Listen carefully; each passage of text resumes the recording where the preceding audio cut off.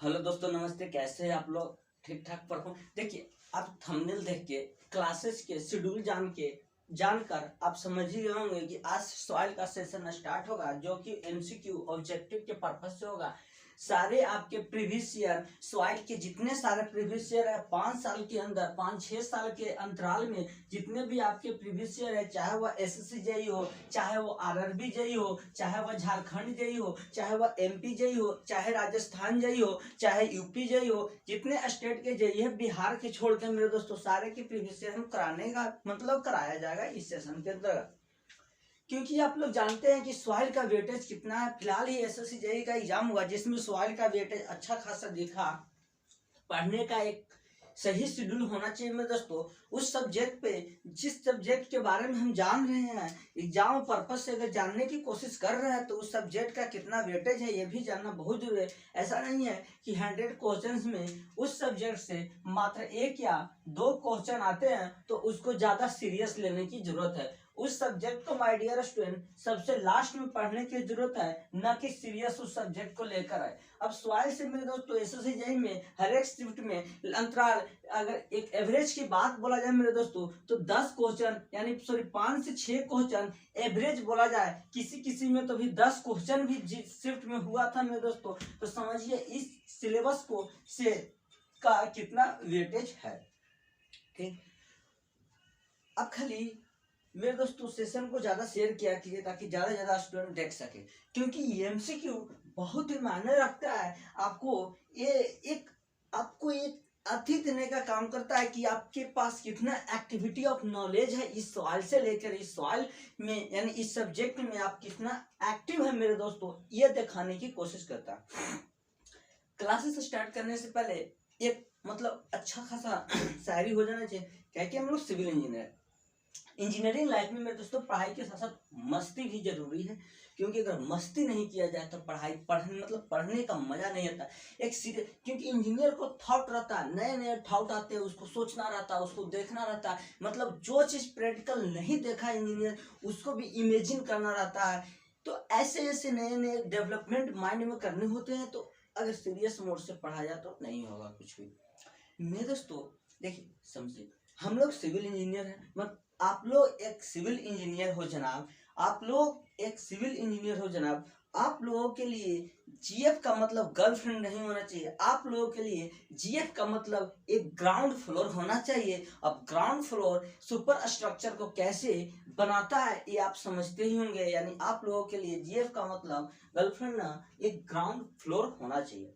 चलिए हम सबसे फर्स्ट क्वेश्चन की ओर चलते हैं। मेरे क्वेश्चन फर्स्ट क्या करता है? क्वेश्चन फर्स्ट कहने की कोशिश करता है which of the following is false. कौन सा फॉल्स है, कौन आपको गलत दिखता है, वो सेलेक्ट करना है। आपके सामने 4 ऑप्शन दिए गए हैं, ठीक बोर्ड पे दिख रहा होगा क्वेश्चन, जिसमें पहला ऑप्शन कहता है मेरे भाई, पहला ऑप्शन कहता है कि अगर हम क्ले को डिपॉजिट करें तो क्या वह सैंड से ज्यादा पोर्स होंगे। तो हम जानते हैं मेरे दोस्तों कि अगर क्ले को डिपॉजिट किया जाता है तो सैंड से ज्यादा पोर्स होते हैं। यह स्टेटमेंट सही है मेरे दोस्तों, स्टेटमेंट सही है, लेकिन आपको गलत साबित करना है, गलत चूज करना है। तो स्टेटमेंट ऑप्शन इसके अकॉर्डिंग, क्वेश्चन के अकॉर्डिंग नहीं होंगे, बाकी यह स्टेटमेंट सही है। अब समझने की कोशिश करते हैं। पोर्स मिस होता है मेरे दोस्तों वॉइड रेशियो, उसमें पोर्स मिस होता है वॉइड रेशियो, पोर्स मिस होता है वॉइड, यानी वॉइड मिस उसमें कितना छिद्र है, कितना हॉल है, वह कितना वाटर को ऑब्जर्व कर सकता है, कितना वाटर को पास कर सकता है। अगला स्टेटमेंट कहने की कोशिश करता है मेरे दोस्तों, समझने की हम कोशिश करते हैं। नेक्स्ट स्टेटमेंट कहता है कि क्या ऑर्गेनिक मैटर अगर सॉलिड के फॉर्म में प्रेजेंट हो तो बीयरिंग कैपेसिटी सॉइल का डिक्रीज होता है। हम ये जानते हैं मेरे दोस्तों, अगर ऑर्गेनिक मैटर, देखिए ऑर्गेनिक मैटर अगर सॉलिड के फॉर्म में प्रेजेंट हो जाते हैं तो सॉइल का बीयरिंग कैपेसिटी ही नहीं, शेयरिंग कैपेसिटी पर भी इफेक्ट पड़ता है। लेकिन क्वेश्चन बोलता है मेरे दोस्तों क्या बीयरिंग कैपेसिटी डिक्रीज होता है? एकदम होता है। हम जानते हैं मेरे दोस्तों, अगर सॉइल ऑर्गेनिक मैटर एक सॉलिड के फॉर्म में आ जाए तो मेरे दोस्तों उसका बीयरिंग कैपेसिटी डिक्रीज होता है। यह स्टेटमेंट सही है, लेकिन क्वेश्चन के अनुसार यह स्टेटमेंट गलत है, क्योंकि आपको फॉल्स का सिलेक्शन करने हैं मेरे दोस्तों। अगर बात बोले तीसरा में बोलता है मेरे दोस्तों कि क्या मॉइस्चर कंटेंट चेंज करने से एंगल ऑफ रिपोज भी चेंज होते हैं। मेरे दोस्तों समझने की कोशिश करना, क्या एंगल ऑफ रिपोज पे मॉइस्चर कंटेंट का कोई इफेक्ट पड़ता है। हम जानते हैं मेरे भाई कि जो आपका मॉइस्चर कंटेंट है, मॉइस्चर कंटेंट मेरे दोस्तों समझने की कोशिश करना, मॉइस्चर कंटेंट डायरेक्ट रिलेशन होते हैं एंगल ऑफ रिपोज के। मॉइस्चर कंटेंट डायरेक्ट रिलेशन होते हैं एंगल ऑफ रिपोज के। अगर मेरे भाई यह इंक्रीज करेगा तो एंगल ऑफ रिपोज भी इंक्रीज करेगा, अगर मेरे भाई यह डिक्रीज करेगा तो एंगल ऑफ रिपोज भी डिक्रीज करेगा। यह स्टेटमेंट सही है लेकिन इस क्वेश्चन के अनुसार गलत है, क्योंकि फॉल्स का सिलेक्शन करना है। ऑप्शन डी मेरे भाई ऑल ऑफ दी एबव कहते हैं, तो इसलिए आंसर डी हो जाएगा। समझने की कोशिश करना।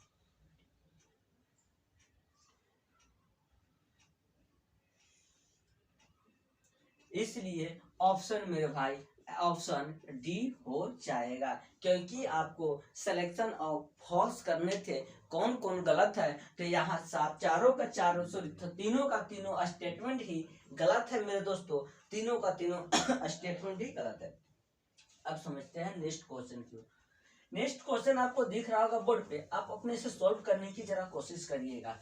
नेक्स्ट क्वेश्चन कहने की कोशिश क्या करता है मेरे भाई, हम एक रिलेशन जानते हैं सर कि रिलेशन होता है कि अगर आपसे वॉइड रेशियो मांगा जाए, आपसे अगर वॉइड रेशियो ई का डिमांड करता है तो एन अपॉन में 1 माइनस एन होता है। अगर आपसे एन का डिमांड किया जाए मेरे दोस्तों समझने की कोशिश करना, अगर आपसे एन का डिमांड करता है तो ई अपन में 1 प्लस ई होता है। ये हम दो रिलेशन जानते हैं सर, ई बराबर होता है एन अपन में 1 माइनस एन।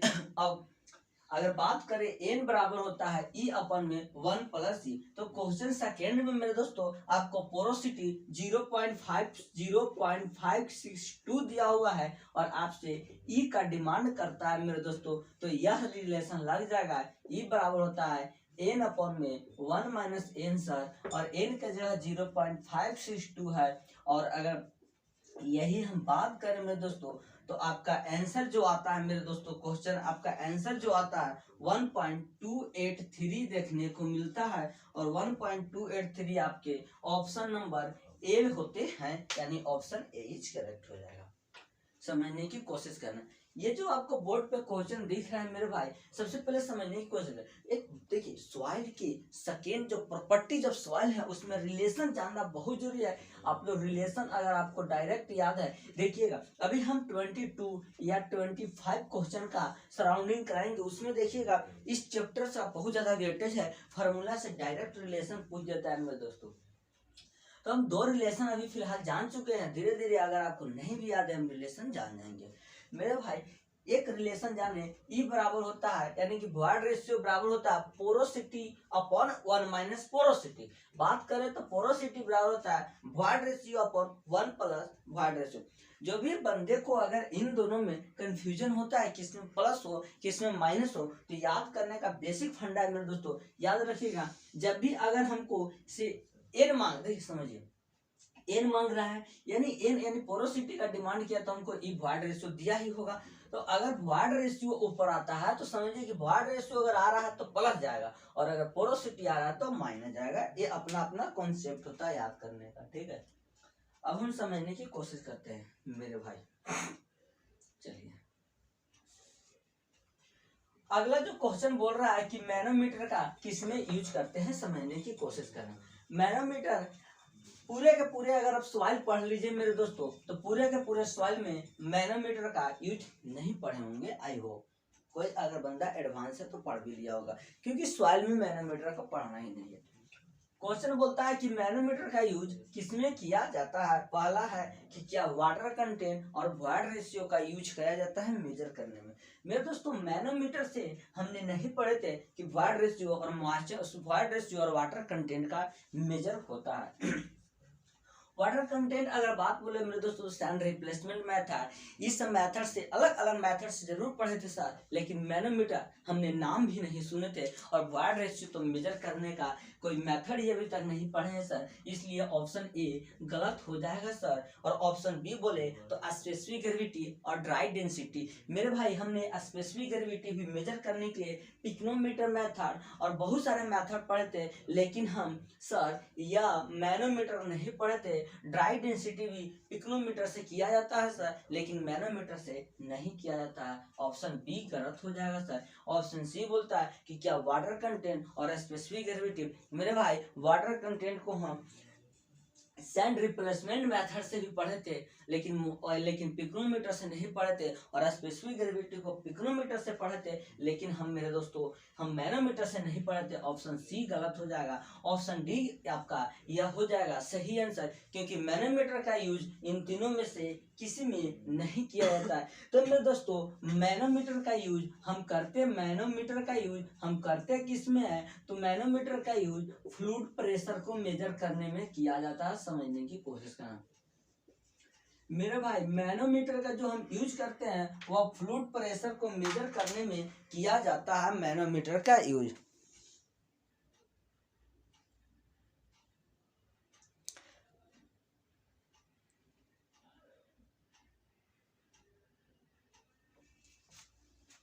मैनोमीटर का जो यूज किया जाता है मेरे दोस्तों, वह फ्लूइड प्रेशर को मेजर करने में मैनोमीटर का यूज किया जाता है। अगला बोलता है मेरे दोस्तों, क्वेश्चन नंबर आपके सामने 5 है, बोलता है नहीं क्वेश्चन नंबर 4 छूट गया ना sir.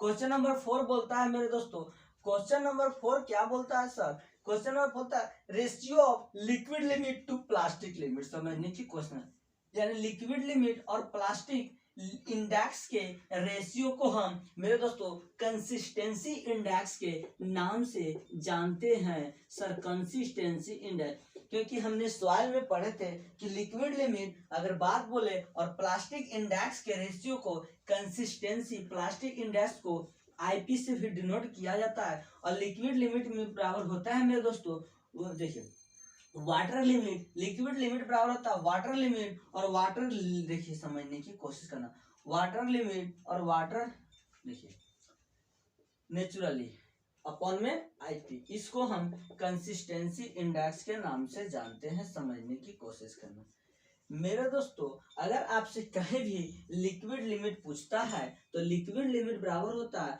Water limit minus natural water content.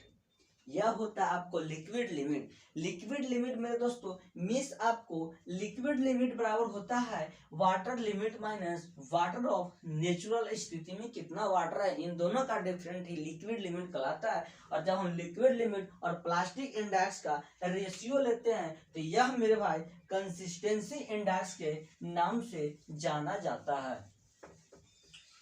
ठीक है, यह कंसिस्टेंसी इंडेक्स के नाम से जाना जाता है।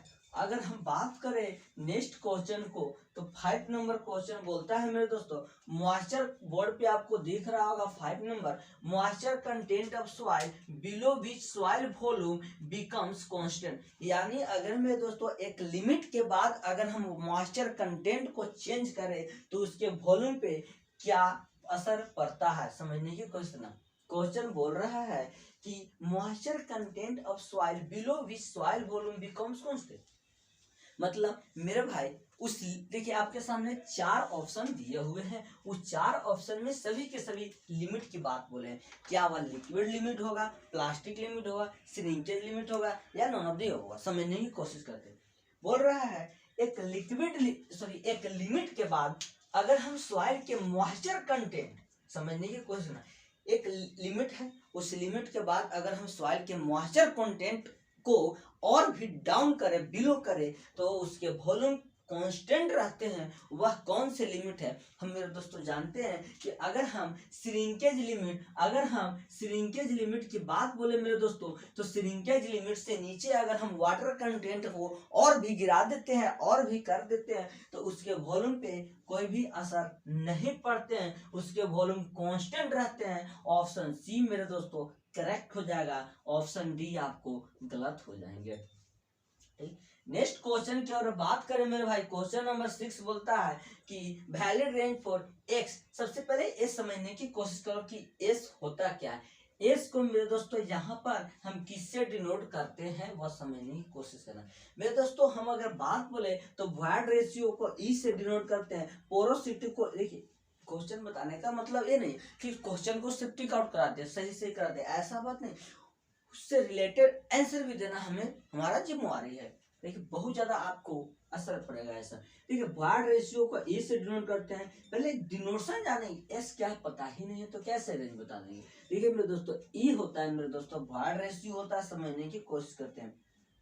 चलिए ई होता है वॉइड रेशियो होता है और एन होता है पोरोसिटी होता है। बात करें अगर जी का तो जी मेरे दोस्तों स्पेसिफिक ग्रेविटी होता है। बात करें अगर हम मेरे दोस्तों वाई का तो यूनिट वेट होता है, और गामा का बात करें मेरे दोस्तों तो एयर डेंसिटी होता है। उसी तरह एस की बात बोले मेरे दोस्तों सेचुरेशन होता है, समझने की कोशिश करना, सेचुरेशन होता है। तो पूछ रहा है क्वेश्चन में कि सेचुरेशन का रेंज, यानी कि सिचुएशन में होता है कि सॉइल कितना मॉइस्चर सॉइल में फिलअप हो सकते हैं, उसका रेंज हमें बताना है मेरे दोस्तों।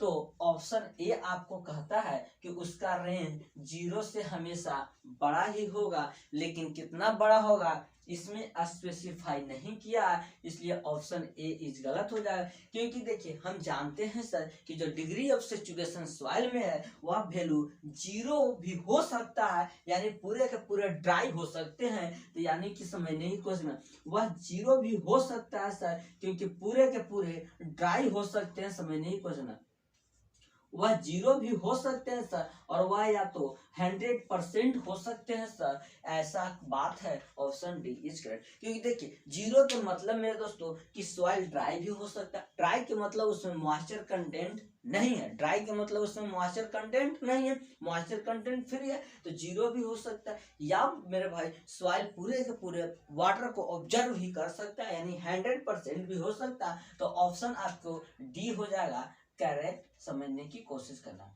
ऑप्शन डी आपका करेक्ट हो जाएगा कि मॉइस्चर कंटेंट का जो वैल्यू है मेरे दोस्तों वह 0 से लेकर 100% के बीच लाइज करता है, यानी कि रेंज होते हैं, समझने की कोशिश करना। समझ में आ रहा है। नेक्स्ट क्वेश्चन बोलता है एक सॉइल है जिसका बुल्क डेंसिटी, अगर मेरे दोस्तों बुल्क समझने की कोशिश करना, यहाँ पर सिचुएशन बुल्क डेंसिटी को, देखिए डेंसिटी को वाई डी भी बोला जाता है या हम गामा डी भी बोल सकते हैं, तो यहाँ जनरली हम वाई डी ही बोलेंगे। बुल्क डेंसिटी आपको 22 किलो न्यूटन पर मीटर क्यूब दिया हुआ है, और वाटर कंटेंट W को वाटर कंटेंट बोलते हैं 10% है, यानी बात करें मेरे दोस्तों तो 0.1% यहाँ आपको वाटर कंटेंट देखने को मिलेगा। अरे यार परसेंटेज को 10/100 परसेंटेज हटाने के लिए ये 0 से 0 1/10 0.1 आ जाएगा, खत्म हो गया। वाटर कंटेंट इतना है। अब हमसे मांगता है मेरे दोस्तों ड्राई डेंसिटी, समझने की कोशिश करना यहाँ सिचुएशन क्या करता है। यहाँ मेरे दोस्तों हमसे ड्राई, देखिए यहाँ पर सॉइल है जिसका बुल्क डेंसिटी वाई है, और यहाँ से हमें वाई डी का डिमांड करता है, समझने की क्वेश्चन। आपको जो क्वेश्चन दिया हुआ था मेरे दोस्तों उस क्वेश्चन में बुल्क डेंसिटी दिया हुआ था, न कि dry bulk density, sorry Y D लिखा गया था, वाई डी बोल दिए थे। इसलिए मेरे दोस्तों आपको सॉइल में वाई दिया हुआ है, यानी मेरे भाई वाई दिया हुआ है, यानी कि आपको बुल्क डेंसिटी दिया हुआ है, बुल्क यूनिट वेट दिया हुआ, वाटर कंटेंट। देखिए यह प्रॉपर्टीज ऑफ सॉइल से मेरे दोस्तों, यानी रिलेशन वाला सॉइल चैप्टर से तीसरा क्वेश्चन पूछ चुका है, समझिए। अभी तक मैंने 7वां क्वेश्चन में ही ना आया, 3 क्वेश्चन पूछ चुका है, समझिए मेरे भाई कितना वेट है। एक रिलेशन हम जानते हैं सर वाई डी बराबर, यानी हम डायरेक्ट जानते हैं सर बुल्क ड्राई डेंसिटी होता है मेरे दोस्तों गामा अपन में 1+W होता है सर, और गामा मेरे पास 22 है सर, और 1 वाटर कंटेंट 0.1 है सर। तो मेरे भाई समझने की कोशिश करना, तो 22 अपन में 1.1 हो जाएगा, अगर एक 0 दे यानी कि 11 दूनी यानी 20 किलो न्यूटन पर मीटर क्यूब, इसका ड्राई डेंसिटी हो जाएगा। ऑप्शन बी इज आपको यह करेक्ट हो जाएंगे मेरे भाई, ऑप्शन बी करेक्ट हो जाएंगे, ऑप्शन बी करेक्ट हो जाएंगे 7 नंबर क्वेश्चन का। ये क्वेश्चन का डिमांड था आपको बुल्क डेंसिटी 22 किलोन्यूटन पर मीटर क्यूब दिया हुआ था, वाटर कंटेंट 10% था, जिसको परसेंटेज में फ्रैक्शन में चेंज किया 0.1 हो गया। सॉरी, आपको गामा डी यानी ड्राई डेंसिटी बोले तो ड्राई यूनिट वेट यानी कि जो बोले वो गामा डी मांग रहा था, तो गामा डी बराबर गामा अपन में 1 प्लस डब्ल्यू होता है मेरे भाई। तो हमने सीधे के सीधे रिलेशन का यूज किया। आपको अगर ये रिलेशन याद रहे तो डायरेक्ट आपको ऑब्जेक्टिव देखिए, अब जो ऑब्जेक्टिव एमसीक्यू प्री का एग्जाम दीजिएगा मेरे दोस्तों, तो प्री में ऐसा क्वेश्चन नहीं पूछता है जो कि आपको हाथ से मल्टीप्लाई कैलकुलेशन न हो सके, उसके लिए कैसियो का यूज किया जा सके। अगला जो क्वेश्चन है, क्वेश्चन नंबर 8 बोलता है the unit weight of completely saturated soil is 0। मतलब कि यूनिट वेट कंप्लीटली, समझने की क्वेश्चन है, कंप्लीटली सैचुरेटेड सॉइल का यूनिट वेट आपसे पूछता है। यह रिलेशन 4 दिए हुए हैं। यह रिलेशन में मेरे दोस्तों समझने की कोशिश करना। एक relation G plus E into gamma W 1 plus में ई दिया हुआ है, और एक रिलेशन मेरे दोस्तों 1 plus E into gamma W upon में जी प्लस ई दिया हुआ है। एक relation G minus 1 into gamma W 1 plus में ई दिया हुआ है। एक relation G minus 1 into gamma W G plus में ई दिया हुआ है। यह रिलेशन आपको देखने को मिलेगा। आपसे कंप्लीटली सैचुरेटेड यूनिट वेट की डिमांड किया है मेरे भाई। हम एक डायरेक्ट रिलेशन जानते हैं सर कि गामा बराबर होता है सर गामा डब्ल्यू इंटू जी। क्योंकि देखिए एक सैचुरेटेड सॉइल का यूनिट वेट मांगा, यानी कि हम जानते हैं सर कि गामा बराबर होता है गामा डब्ल्यू जी प्लस ई, और अपन में 1 प्लस सी होता है, इसलिए ऑप्शन ए इज करेक्ट हो जाएंगे मेरे दोस्तों। एक रिलेशन जानने की कोशिश करते हैं। एक रिलेशन जी डब्ल्यू और एस और ई में होते हैं। ये 4 है मेरे दोस्तों। जी होता है आपका स्पेसिफिक ग्रेविटी, डब्ल्यू होता है वाटर कंटेंट, एक्स होता है डिग्री ऑफ सेचुरेशन, बोले सेचुरेशन, ई होता है भार रेशियो। यानी इन चारों में डायरेक्ट रिलेशन होता है। जी डब्ल्यू बराबर में ए सी, कितना इजी रिलेशन है, 3 पता है, 1 फाइंड आउट हो जाएंगे अगर मेरे दोस्तों। तो यह था, यानी ऑप्शन ए आपका करेक्ट हो जाएगा। समझने की कोशिश करना। अगला आपसे पूछता है सॉइल में वाटर कंटेंट कितना हो सकता है। जस्ट इससे पहले ही क्वेश्चन था मेरे दोस्तों कि सैचुरेशन 0 से 0 भी हो सकता है, 100 भी हो सकता है। इसलिए सर 0 से लेकर 100 तक वैल्यूलाइज करता था, वही फिर से रिपीट कर दिया है मेरे दोस्तों कि डिग्री ऑफ सेचुरेशन कितना हो सकता है। सॉरी, अगला बोला है कि किसी भी सॉइल में वाटर कंटेंट की कैपेसिटी कितना है, कितना हो सकता है। आपके सामने 4 ऑप्शन देखने को मिल रहा है सर। ऑप्शन ए बोलता है क्या लेस देन 0% हो सकता है, ग्रेटर देन 100% हो सकता है, क्या नेवर भी ग्रेटर देन, मतलब कभी भी ग्रेटर देन 100% नहीं हो सकता है, क्या 0 से लेके वाटर कंटेंट 100% तक हो सकता है। यह क्वेश्चन की डिमांड है। यह क्वेश्चन की डिमांड है कि वाटर कंटेंट, हम जानते हैं सर कोई भी सॉइल में वाटर कंटेंट हमेशा ही 100% से ज्यादा होता है। क्योंकि देखिए वाटर कंटेंट, देखिए वाटर वह तब ऑब्जर्व करेगा जिस, मतलब देखिए कोई भी वाटर को ऑब्जर्व करेगा, उसके पास कैपेसिटी हो, उसके पास वॉट्स हो, उसके बाद छिद्र हो, उसके बाद हॉल हो। तो मैं दोस्तों इसमें हॉल हमेशा hall 100% greater than 100% moisture content को ऑब्जर्व करता है। क्योंकि देखिए वाटर कंटेंट बराबर होता है मेरे दोस्तों, समझने की कोशिश करना है। यहाँ पर वाटर कंटेंट होता है unit water content W upon में मेरे भाई वेट ऑफ सॉलिड, यही होता है। यानी कि वाटर कंटेंट हमेशा याद रखना कि W, देखिए वाटर कंटेंट अगर कैपिटल W से डिनोट किया जाए तो उसको स्मॉल w से बोला जाता है। वाटर कंटेंट स्मॉल w अपन में स्मॉल ws।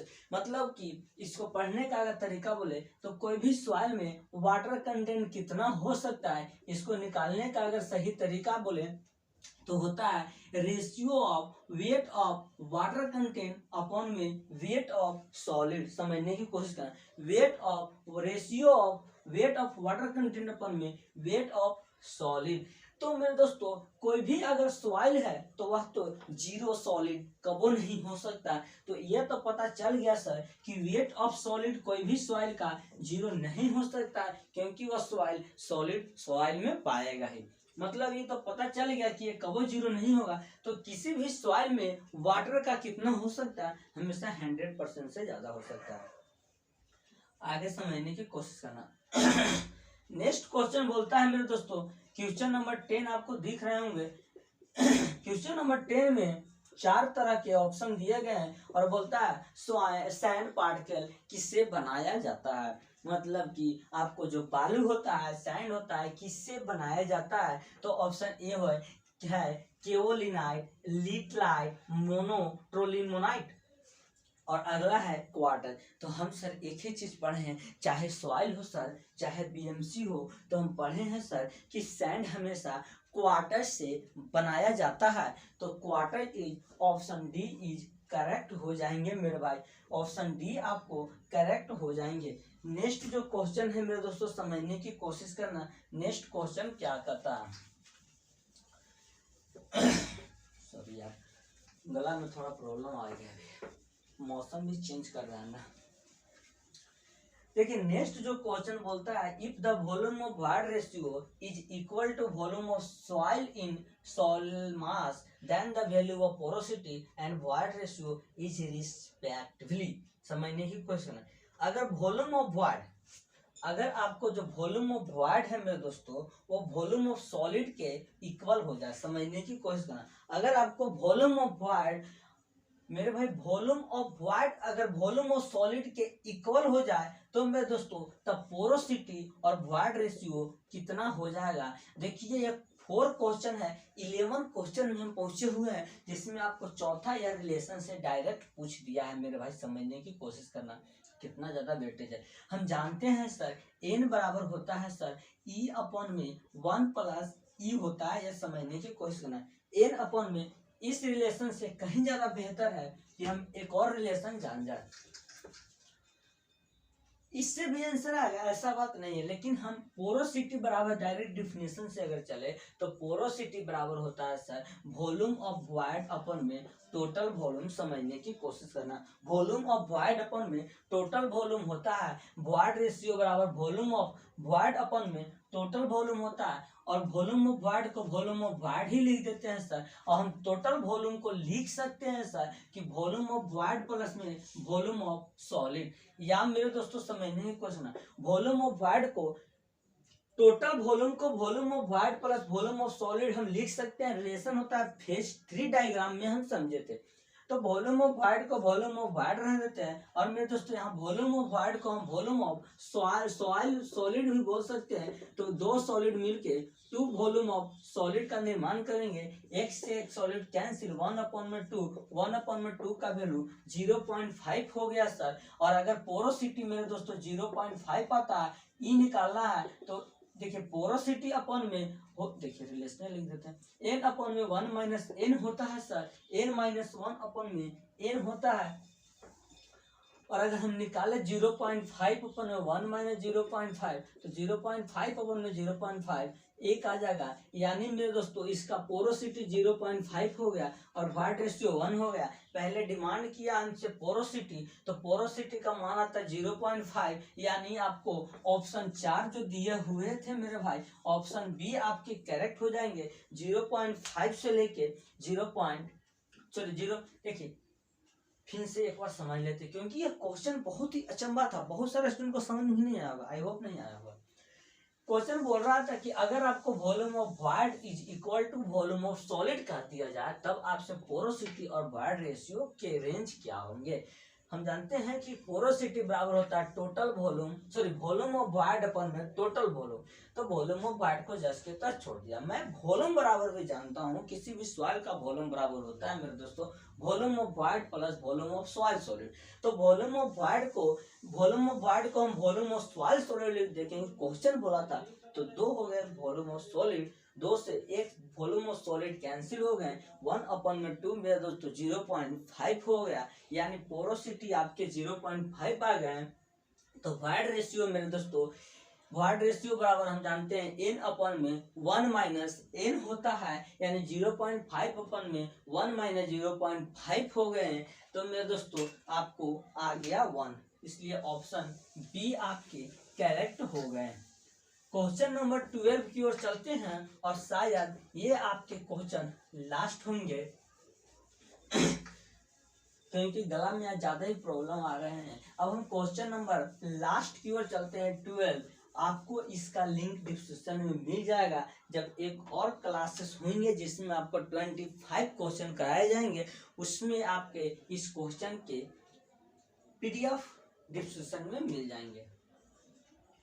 क्वेश्चन नंबर 12 कहता है मेरे भाई कि ये भी रेशियो है लिक्विड लिमिट माइनस में वाटर कंटेंट नेचुरली अपॉन में प्लास्टिसिटी इंडेक्स अपॉन में 100, इसको हम क्या बोलते हैं? ऑप्शन ए में लिक्विड इंडेक्स, ऑप्शन बी में श्रिंकेज रेशियो, ऑप्शन सी में कंसिस्टेंसी इंडेक्स, ऑप्शन डी में टफनेस इंडेक्स। समझने की कोशिश करना मेरे भाई। हम अभी जस्ट पढ़े थे सर कि हम जानते हैं सर कि अभी हम ही जस्ट जानते हैं कंसिस्टेंसी बराबर होता है, कंसिस्टेंसी बराबर होता है सर लिक्विड लिमिट माइनस में वाटर नेचुरली कंटेंट अपॉन में प्लास्टिसिटी इंडेक्स। इतना हम जानते, लेकिन हमेशा याद रखना, चाहे कंसिस्टेंसी हो चाहे श्रिंकेज रेशियो हो, परसेंटेज में अगर शो करना है तो 100 से मल्टीप्लाई करना होगा। तो क्या यह रिलेशन डायरेक्ट यहाँ आपको नहीं दिख रहा है? यानी आप ये भी उसी चैप्टर का क्वेश्चन है जिस चैप्टर के बारे में रिलेशन में जानना है मेरे दोस्तों। उस चैप्टर का बहुत ज्यादा वेटेज है, बार बार फोर्स कर रहे हैं आपको चैप्टर को स्टडी कीजिए क्योंकि बहुत ज्यादा इंपॉर्टेंट है। यानी मेरे भाई कंसिस्टेंसी इंडेक्स की बात बोले तो लिक्विड लिमिट माइनस में वाटर नेचुरली अपॉन में प्लास्टिसिटी इंडेक्स IP इंटू में 100 होता है, इसलिए ऑप्शन सी आपका कंसिस्टेंसी इंडेक्स इज राइट हो जाएंगे। ऑप्शन ए गलत, ऑप्शन बी गलत, ऑप्शन सी गलत। मेरे दोस्तों आज का सेशन हम यहीं तक रहने देते हैं। नेक्स्ट क्वेश्चन यानी नेक्स्ट सेशन के साथ आएंगे। सो बाय बाय।